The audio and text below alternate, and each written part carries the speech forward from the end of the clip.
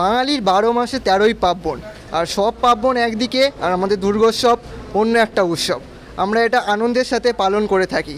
তো এখন আমরা উপস্থিত হয়েছি মাঝেরহাট সর্বজনীন দুর্গোৎসব ক্লাবেতে। তো এখন সরাসরি পাশে পেয়ে গেছি ক্লাব কর্মকর্তাদের, আর আমরা এখন কথা বলে নেব শিল্পীর সাথে। তো নমস্কার, আপনার নাম এবং আপনাদের ক্লাবের এটি কততম বর্ষ? আমার নাম বাবাই মালিক। তো 2024 সালে এদের 119তম বর্ষ। এবছরে আমি সম্পূর্ণ দায়িত্বে আছি। তো এখানে প্রতিমা শিল্পী, আমার সঙ্গে যারা যারা সহকর্মী থাকেন, প্রতিমা শিল্পী আছে গোপাল পাল, আবহ সঙ্গীত আছে সিদ্ধার্থ মুখার্জি। তো প্রতিটা শিল্পীকে নিয়েই তো একসঙ্গে আমরা গাঁটবন্ধন ভেবেই কাজ করি। তো এবছরে আমার এখানে ভাবনা যেটা আছে সেটা হচ্ছে মানত।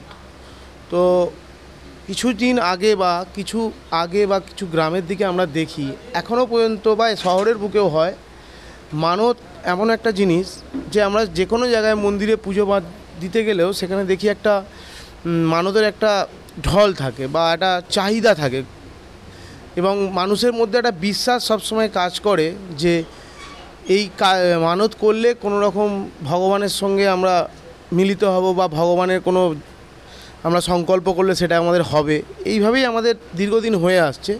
তো তার কিছু একটা চিত্র আমি আমার এখানে তুলে ধরতে চেয়েছি, এটাই। তো থিমের ভাবনার সাথে প্রতিমার কতটুকু সামঞ্জস্য রাখছেন? প্রতিমা বলতে এখানে আমার প্রতিমা পুরোপুরি একদম সাবেকিয়ানার মধ্যেই হচ্ছে। নতুন করে প্রতিমার একটু অলংকার বা বলতে পারেন অর্নামেন্টগুলো একটু চেঞ্জেবল হবে, কিন্তু ঠাকুর এখানে সাবেকিই থাকবে, সম্পূর্ণ কনসেপ্টের সঙ্গে মিলিত হবে। তো এবার আমরা সরাসরি চলে যাব ক্লাব কমিটির কর্মকর্তাদের। তো নমস্কার, আপনার নামটা পরিচয়টা একটু দেবেন? আমার নাম কুমারদীপ সরকার, আমি এই ক্লাবের কোষাধ্যক্ষ হিসেবে রয়েছি। এই বছর আপনাদের পুজোটা নিয়ে কি বলতে চান? পুজো বলতে বাঙালির এটাই মেন পুজো, দুর্গা পুজো। তো এইটাকে যতটা দর্শকের কাছে ভালোভাবে প্রেজেন্ট করা যায় আমরা সেই চেষ্টাই করি। এই নিয়ে বাবাইদার সাথে আমাদের 3 নম্বর বছর কাজ হচ্ছে। তো ওনার ওপরে ভরসা রেখেছি, বাকিটা দর্শক দেখুক, তারা ভালো বললেই ভালো, কারণ দর্শকের ওপরেই পুরোটা নির্ভর করে। মানে দেখুন, আপনাদের মণ্ডপে যেমন একজন সাধারণ মানুষ আসবেন, তেমন একজন মানুষ যিনি বিকলাঙ্গ বা কোনো মানুষ এসে হুট করে অসুস্থ হয়ে যেতে পারেন, তো তাদের জন্য কিরকম ব্যবস্থা রাখছে? তাদের জন্য পর্যাপ্ত ব্যবস্থা রয়েছে, তাদের হুইল চেয়ারের ব্যবস্থা, এবং তারা যাতে পর্যাপ্তভাবে দেখতে পারে তার জন্য ব্যাকডোরে একখানা জায়গা দেওয়া হয়েছে, যেখান দিয়ে তারা খুব সহজেই মণ্ডপের ভিতরে আসতে পারবে। তার জন্য আলাদা করে কোনো লাইন দিয়ে আসতে হবে না। আর ফায়ার প্রোটেকশনের জন্য কিরকম ব্যবস্থা রাখছেন? ফায়ার বল থাকবে, ফায়ার এক্সটিংগুইজার থাকবে, এছাড়া জলের পর্যাপ্ত ব্যবস্থা থাকবে। দর্শনার্থীদের আপনাদের মণ্ডপ পরিদর্শনের সুবিধার্থে যদি আপনাদের ক্লাবের এই লোকেশনটা একটু শেয়ার করে দেন। আচ্ছা, যদি হাওড়া থেকে কেউ আমাদের এই ক্লাবে আসতে চায় তাহলে হাওড়া থেকে বি গার্ডেনের বাস ধরলে IIST সেকেন্ড গেট, এবং যদি আন্দুল রোডের বাস ধরে তাহলে কলেজঘাট রোডে নেমে আমাদের মণ্ডপে চলে আসতে পারে। এছাড়া কেউ যদি কলকাতার দিক থেকে আসতে চায় এক্সাইড থেকে, তো এক্সাইড থেকে 42 কলকাতা স্টেশন রোড বা Andul station road new town এবং বি গার্ডেন বারাসাত ধরে কলেজঘাট রোড স্টপেজে নামলেই খুব সহজে আমাদের মণ্ডপে চলে আসতে পারবে। অসংখ্য ধন্যবাদ আপনাকে। আমরা আশা করব আপনাদের পুজো অনেক সাফল্যমণ্ডিত হোক।